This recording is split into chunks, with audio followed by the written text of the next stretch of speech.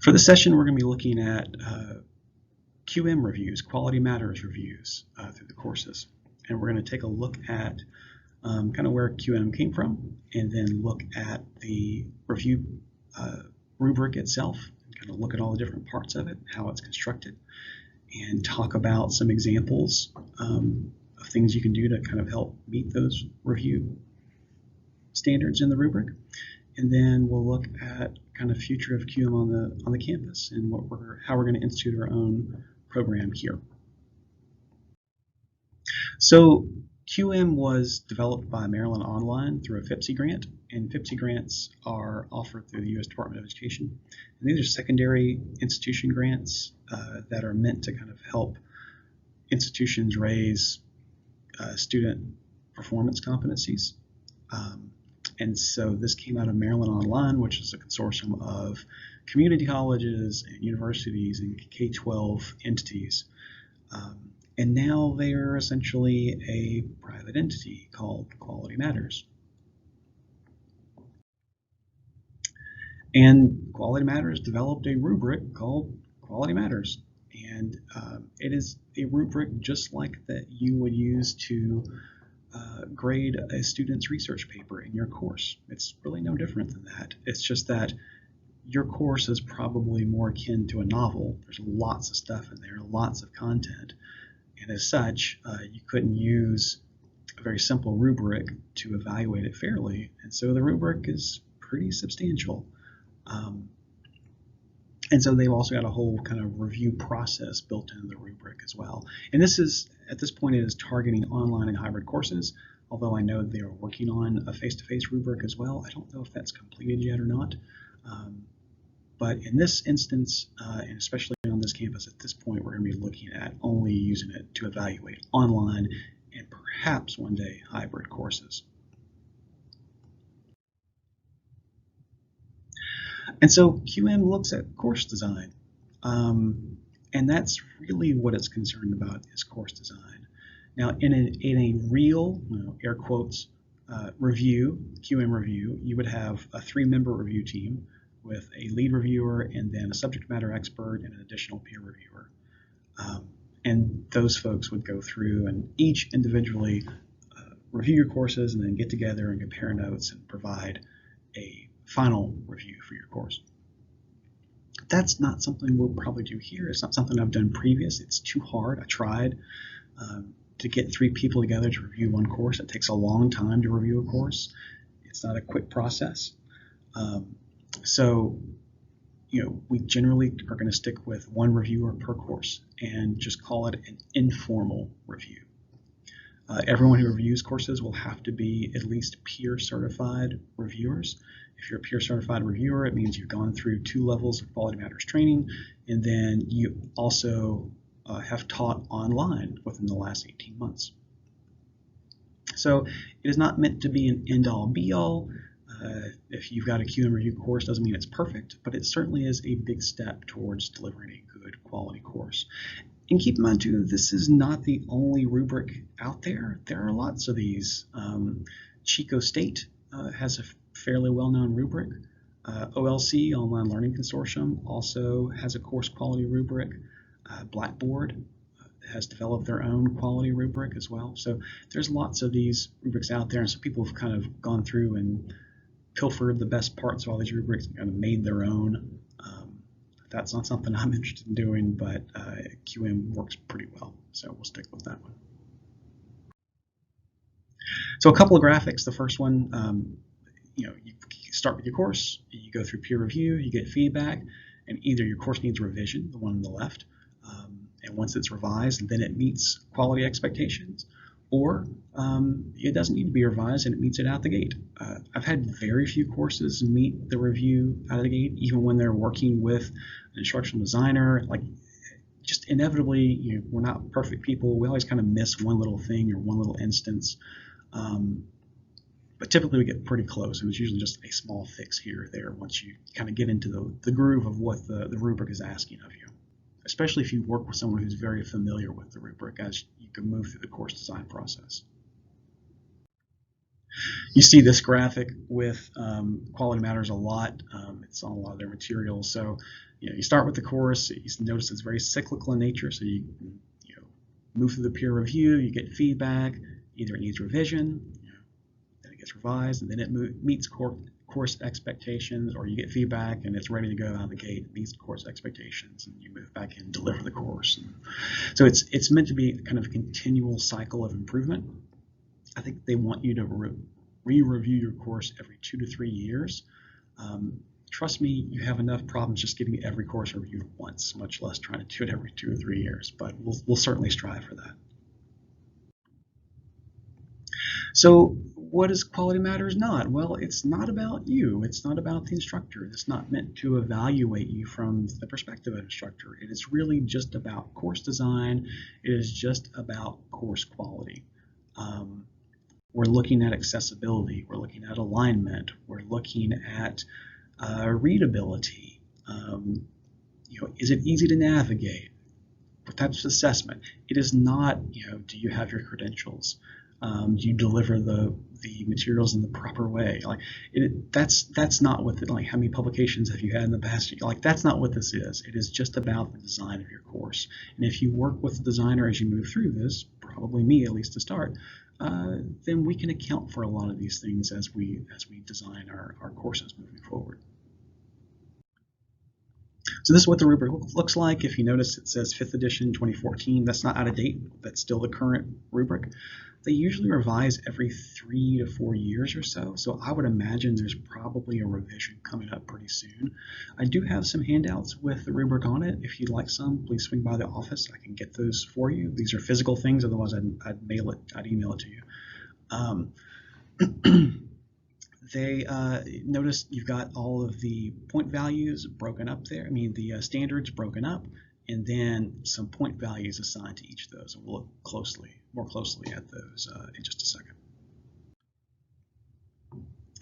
So we've got 41 specific elements, and these are kind of subdivided across 8 standards. And this is what we're going to use to actually evaluate the course. And these are the 8 standards. So the course overview and introduction. How do students get started in your course? Where do they begin? What does your introduction look like? Looking at those kinds of things. Learning objectives. It's underlined because it's really important. This is probably the things that most instructors have the most difficulty with, because coming out of graduate school, you've got your doctorate or your terminal degree, you were taught to be a subject matter expert, not necessarily an instructor, right? So you might not have a lot of familiarity with objectives or learning objectives or teaching in general. If you need some good, strong, measurable verbs, send me an email. I can send you some sites that have got a ton of them that'll help you write your objectives. Assessment and measurement. How are students being assessed?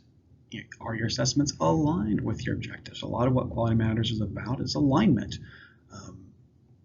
Are your objectives, your goals aligned with your assessment, aligned with your materials, aligned with your learner interactions? So your instructional materials, what do those look like in the course? Are you using PDFs, readings? Are they aligned to your assessments? Learner interaction and engagement. So Quality Matters also wants your learners to be highly engaged in the course. They talk about engagement in terms of students' interaction or engagement with specific items in the course. So, for instance, student-to-student engagement, student-to-content engagement, and student-to-instructor engagement. A quick example I give for this, if someone's struggling or they're not sure if they have enough, throw in a discussion board. Discussion boards generally address all of these. They interact with each student, they interact with you, and they also interact with course materials, typically, in a good discussion board. Course technology. Is it current? Is it accessible? Can students get to it easily? So we'll look at technology. Learner support. Do they have links out to everyone who is able to help them with either policies, with tutoring support, things like that. And then accessibility. This is a big one, because if your course isn't accessible, or if you have issues in it, then it could spell real trouble for you come delivery time. and you'll be struggling and scrambling to get additional materials that are accessible for students. So we'll quickly go through the standards, and some we might kind of just cover very fast. The main thing to note is that we've got 3-point standards, and those are kind of highlighted in this orangey color. And then we've got 1- and 2-point standards. Those are all just in black text. The 3-point standards are important because you got to get all the 3-point standards. You have to. You can't skip any of those. The 2- and 1-point standards, if you have enough points, then you can afford to skip a 1- or 2-point standard if it's not something that you feel is important or you don't want to invest the time in. Okay, so we'll kind of reiterate that later. So 1.1, instructions make clear how to get started and where to find course components. Typically, in a well-designed course, there's a getting started area, or start here, very clearly marked by how students begin in the course. 1.2, learners are introduced to the purpose and structure of the course. Typically, this is going to be in your syllabus, right? So your syllabus will tell you about the purpose and how the course is going to be structured.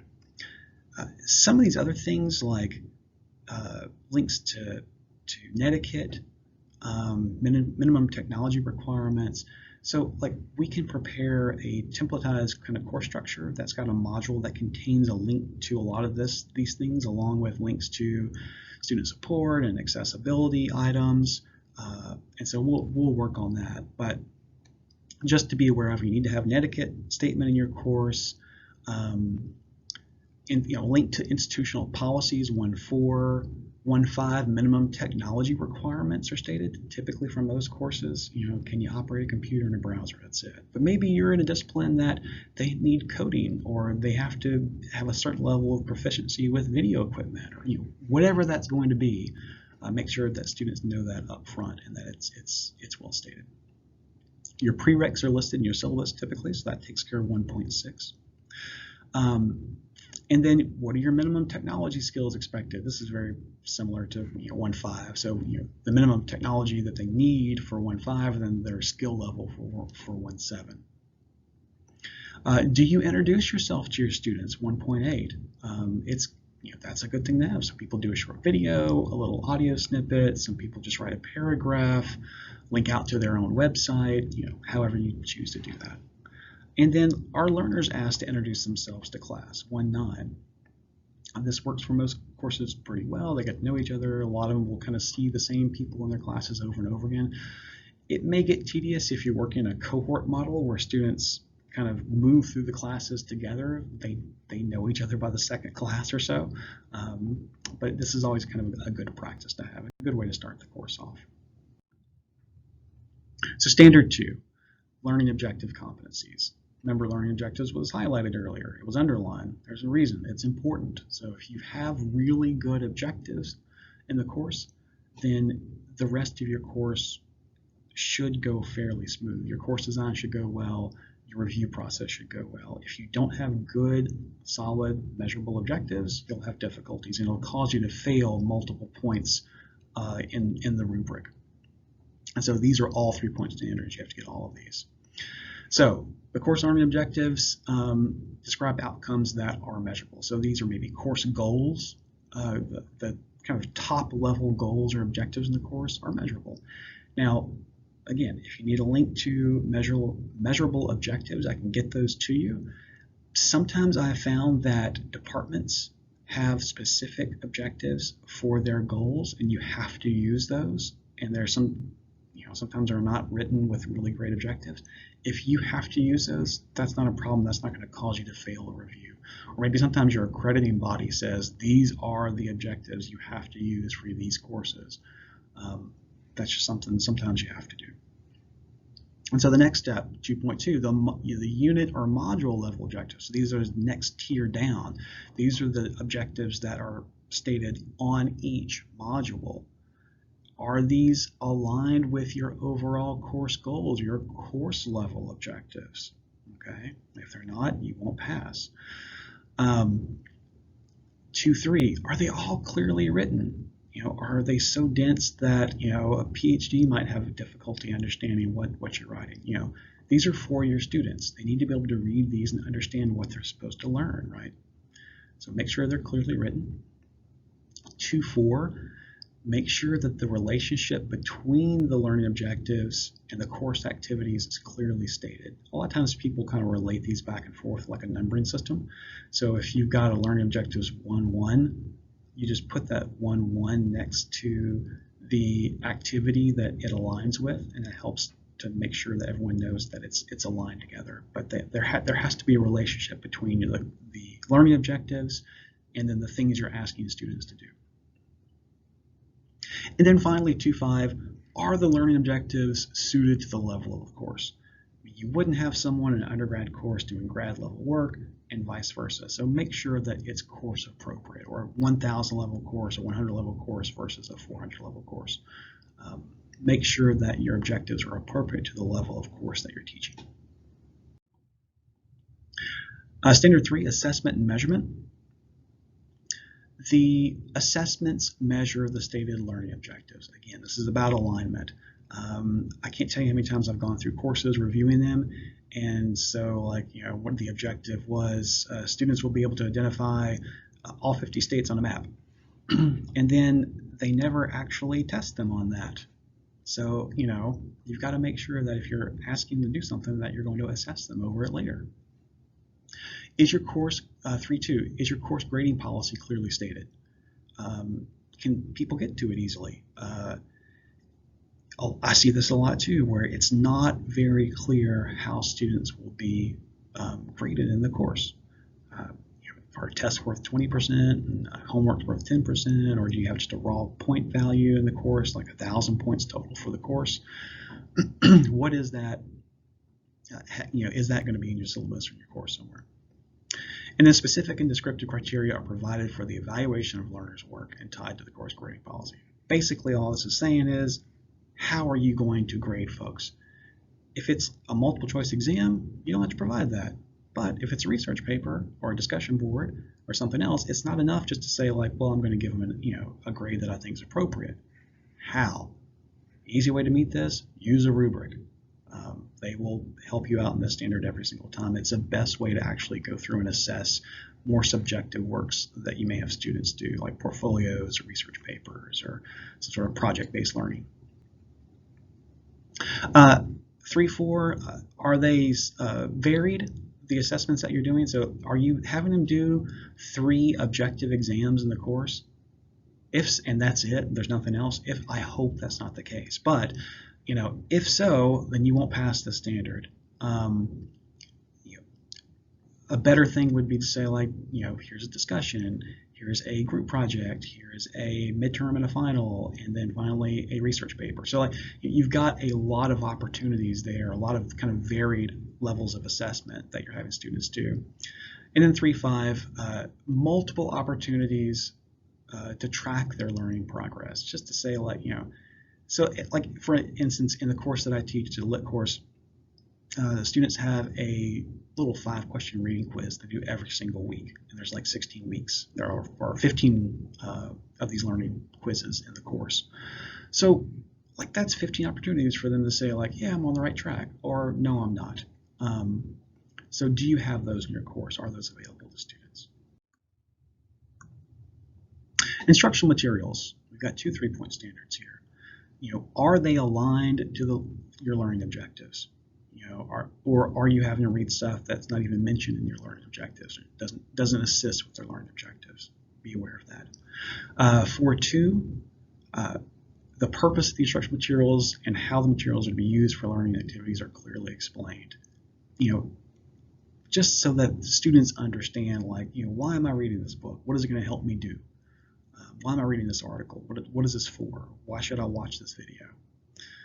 4.3, are you citing your instructional materials? I kind of tend to gloss over this one. It's not as important to me, but if you're using someone else's work, it's important to cite it correctly, I suppose. 4.4, instructional materials are current. This one can be tricky, and again, something that was written, authored in the 60s might still be the pinnacle of your particular field, and no one's improved upon it since, and that's why you continue to use it. as opposed to another field where if any article is older than 2013, forget about it, toss it. So again, this is highly dependent on the instructor, the course, the reviewer. So typically, most people just pass this. And then finally, well, 4.5, a variety of instructional materials are used in the course. Do you just use one PowerPoint every single module, or do you throw in an article? Do you throw in a video? Do you link out to extra course material? We're using more things than just go read chapter 1 and come back and take this test every single time. We've got to vary it a bit. And then if you're using optional materials for 4.6, make sure students know they're optional and that they can participate with it or not. It's up to them. Okay, standard 5. We've got three-point standards for this one. So the learning activities promote the achievement of the objectives. Again, the things you're having them do in the course, are aligned to the objectives of the course. 5.2. Is there an opportunity for active learning in the course? They want you to do active learning. Student to student, student to teacher, student to content.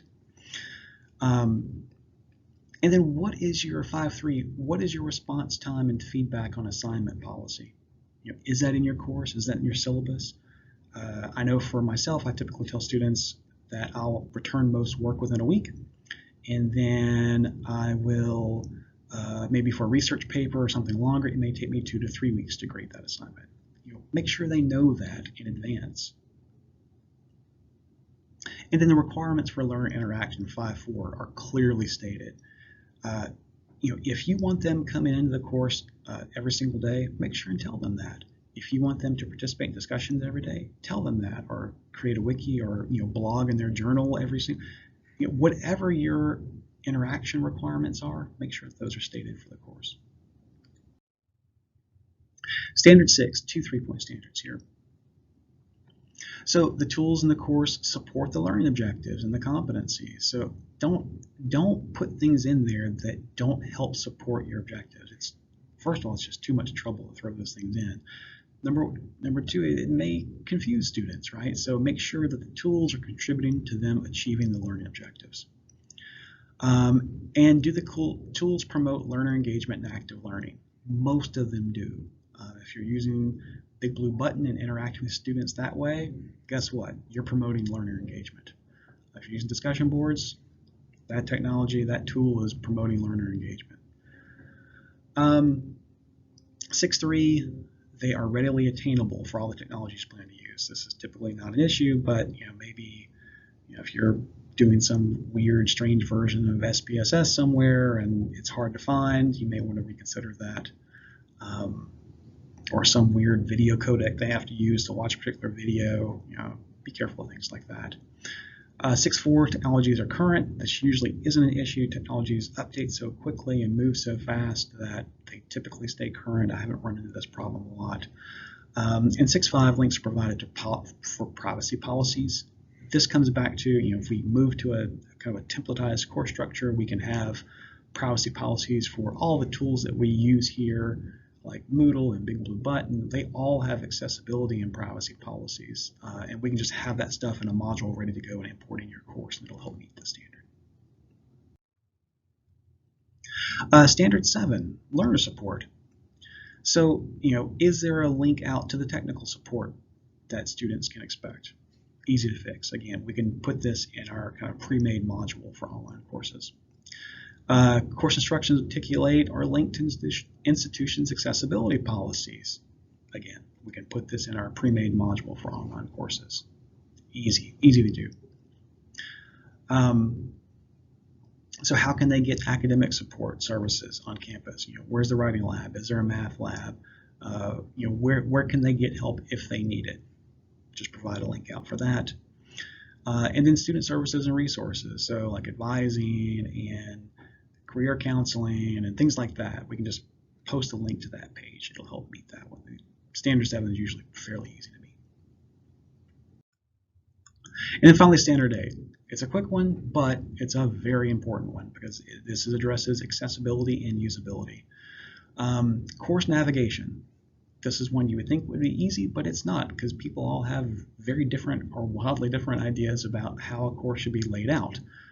Again, this is another reason we should move towards some sort of kind of templatized course structure for all of our online courses.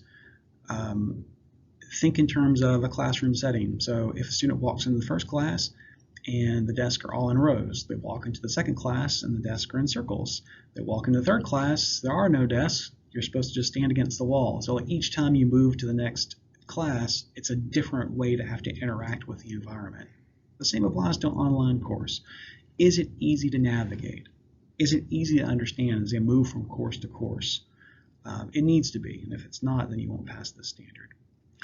Information is provided about the accessibility of all technologies of the course. This is just a link that we can put in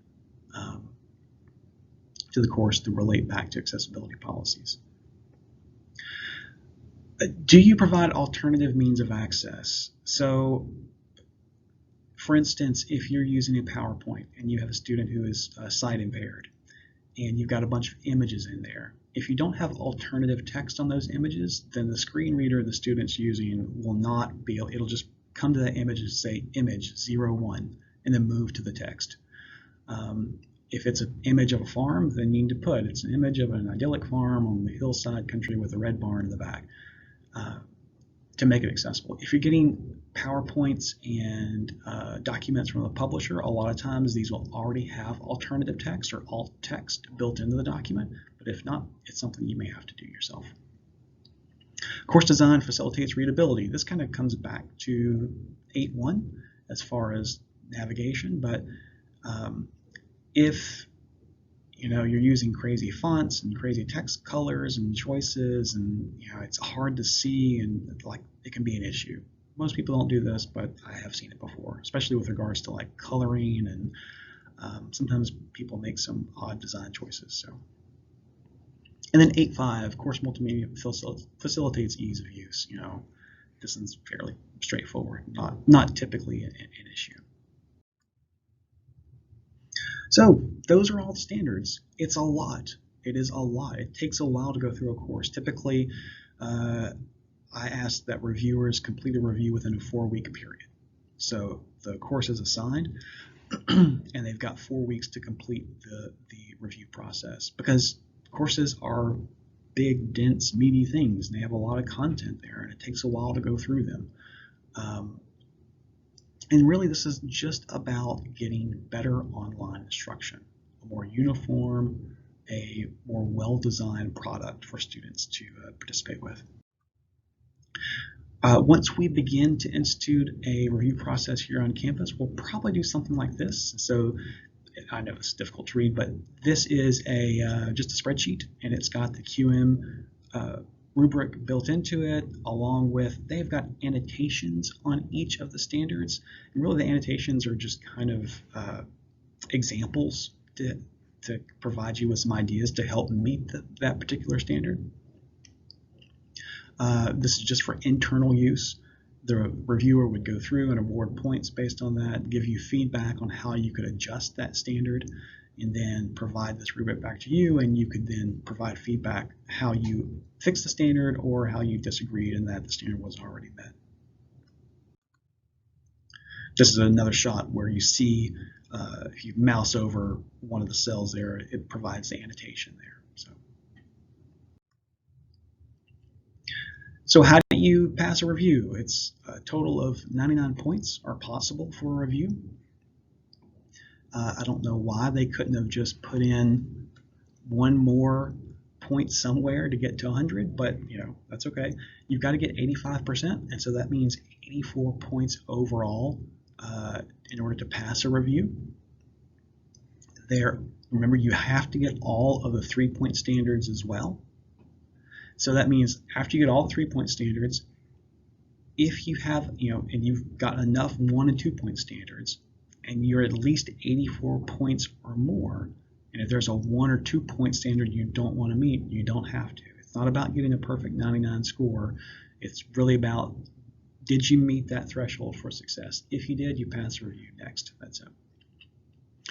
We're going to look to institute a QM program possibly this spring, and it needs to coincide with a course design initiative, redesign initiative for all of our online courses. We'll be looking for outside reviewers. I've got some folks that I've used previously that I'll probably be contacting. If you are interested in training for QM, let me know and I'll look into that to see if we can do that, or if you're potentially interested in reviewing courses when it comes time to review courses. We'll certainly be paying people to review these courses, or if you know someone who could be a potential reviewer and would be interested in reviewing, please let me know.